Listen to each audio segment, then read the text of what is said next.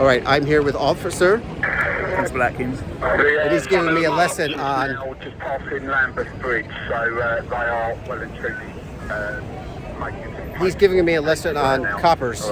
So Where the name comes from. where the name comes from. All right, so it had to do with the copper buttons, On the right? tunic. On the tunic. That's where copper comes. And Bobby was for. Yeah, Bobby is a short name, or nickname, whatever you want to call it, for Robert. And Robert was a member of Parliament. Robert Peel, who was the Home Secretary, who instigated the first police force that is now called the Metropolitan Police. And what instigated the first police force? Do you remember? Prior to that, you had magistrate courts who, if someone wronged you, they stole from you, whatever it might have been, Right. you had to take your case to a magistrate. He would dispatch, I think they were generally members of the military, but they were called Bow Street Runners initially, and they would go and fetch the person that you said had done you wrong. Bring them before the magistrate. Right. Summons them effectively.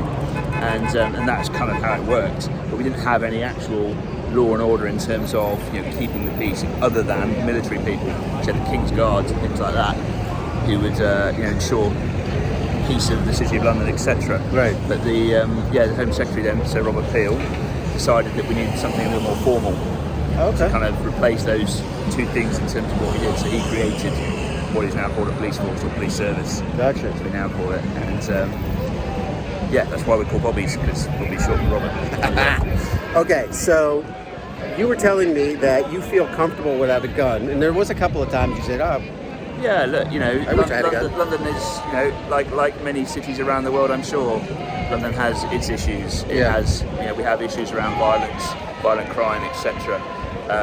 Thankfully for us, because our gun control laws are stricter than other places, we don't have as easy access to firearms as elsewhere, and the result of that is that we don't need necessarily to be armed as police officers on a routinely daily basis. Having said that, we do have a large number of armed officers across London at any one time.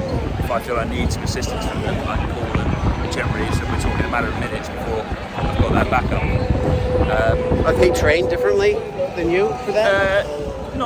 Yes, they're trained to use firearm, and they. You're not trained for that? No, I know. They are called authorised firearms officers, and they have to go through some special training. But they're not paid more than me, and they have no different power to me. They just have a firearm. They have a weapon. Okay. Yeah. In the same way, I wear a white hat, as you can see, because I'm what's called a traffic officer. So I'm like what you guys would call highway patrol, I suppose. Okay. So we, my colleagues and myself, we deal with the policing of the roads, whether that's serious accidents that happen, collisions between cars, or just dealing with people speeding, etc., drink drive, that kind of thing. And that's my focus. But I'm still a regular police officer at the same time. Does that make sense? Yeah. So back to your point, the firearms officer is the same principle. They're still normal police officers the same way I am. They have the same powers as me, the same responsibilities, etc. They just have this sort of focus, which is to respond to firearm incidents where required. That's it. And you feel totally comfortable with that because you really don't feel like you need it because you don't feel there's any weapons on the street to pose a threat. I'm wearing a bulletproof vest. It's only only going to stop my 9mm sort of weapon, but we wear them just because you never know. Right. Although I would say probably the majority of the time the usefulness of this is around knife crime, that kind of thing. Yeah. Prevents people stabbing me. Piercing. Yeah. But it will stop a hand weapon. You have mace on you? I do, yes. Okay. So is it true? Nightstick. Okay. Is it true that it's illegal for a civilian to? Showing your support, I guess. Is it true it's illegal for a civilian to carry mace? Yes, it is. That's true. Why is that? It's just been classed. The British government have, we have our own rules and regulations around what is considered an offensive weapon, and this is referred to as a Section 5 firearm, which is considered to be like a firearm because it discharges a projectile that can cause harm. Oh, interesting. So that's why we're allowed to carry it, because we're authorised to, but it is an offensive weapon as far as anyone else. Same way this would be. You can't walk around with one of these in the UK as a member of the public. Right. When we know what's staying sharp. I don't think most of us do. We have. Are you familiar with American laws at all? I wouldn't say familiar, but I watch TV. Well, I was talking to some of these folks from the protest here, the march, and let me get your opinion on this. I feel that England has fallen in some perspective because they seem to make laws that are ethereal. You don't know where they're based off of. There's no way to check the law to say it's congruent with the policy or the foundation of the country. Like, we have a constitution and a Declaration of Independence. When laws are made, freedom of speech, for example, we have that freedom of speech. If somebody makes a law that says we can't say anything, it gets checked by the federal government that says no, they can say what they want, except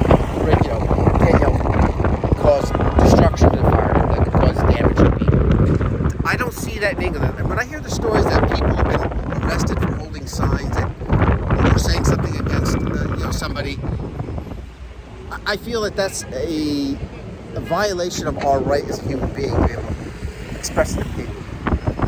Am I making sense with that? Vaguely. Okay. How do you interpret what I said? I'm not going to get into too much about the way our legislation is Fair enough.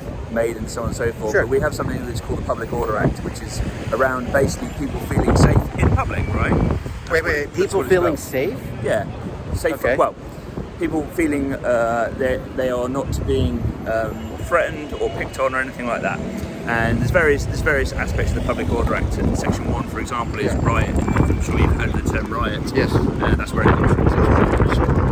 British Public Order Act Right. is called riot, and that's when we have a massive group of people fighting or whatever. Okay. It might be. All right. Well, that's fair enough. Yeah, absolutely. But it steps down from that point is where I'm going with this. Yeah. Right down to something called Section 5, which is the lowest level in this kind of context, and that's where we talk about someone using threatening words or actions which may make someone feel intimidated. It's a relatively minor offence, but you misdemeanor. Yeah, but how's a judge going to know what's subjective? Well, he presents you with the evidence, right? And he makes a decision whether you agree or not. All right.